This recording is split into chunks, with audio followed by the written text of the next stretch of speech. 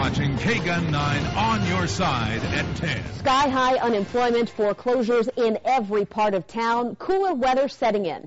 The ingredients in a recipe for a winter of not just snowbirds, but squatters. Not on Your Side investigates how southern Arizona is rolling out the not-so-welcome mat for people with nowhere else to go. They do it on public land, on private land, in homes left vacant in the real estate crash. Squatter, one that settles on land without a right or title.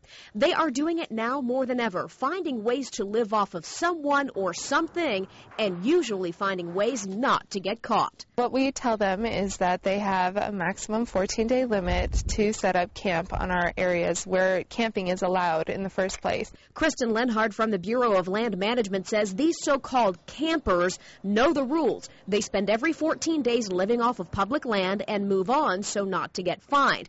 And despite the economy crashing, BLM tells Kgun 9 on Your Side it is not seeing a spike in the number of squatters on its land.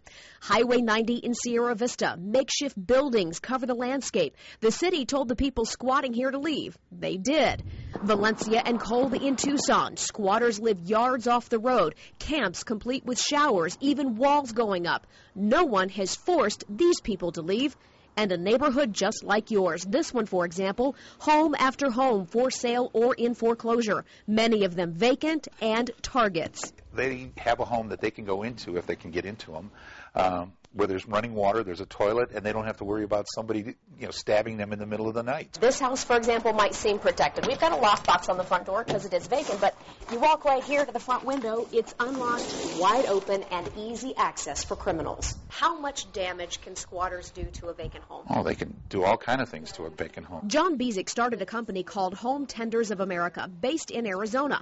At no cost to the homeowner, they take care of and put caretakers in vacant homes. Tucson realtor Sean Bloom is using the service so vandals and squatters don't target his properties, so the neighborhoods are protected. That house is going down in value, and it's bringing everybody else's home down in value as well. So why don't these people go to shelters? I don't like shelters. They'll probably be sleeping in your yard or on the benches outside restaurants. But when squatters break into the home next to you and do this, that's a whole new problem. Realtor Dustin York has seen the worst. We're really pretty lucky that we got here and the place wasn't burned down. Whoever camped out in this house tried to light fires in a closet. You can see the rest of the damage for yourself.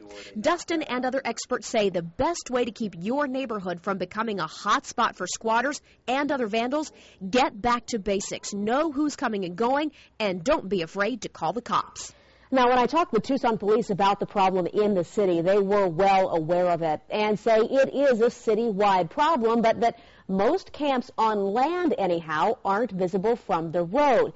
If you are worried about squatters and you live in the city, it is important you call police because they only take action if they get complaints. So even though what these people are doing is illegal, whether on land or in a vacant home, police will not enforce that law unless they get complaints.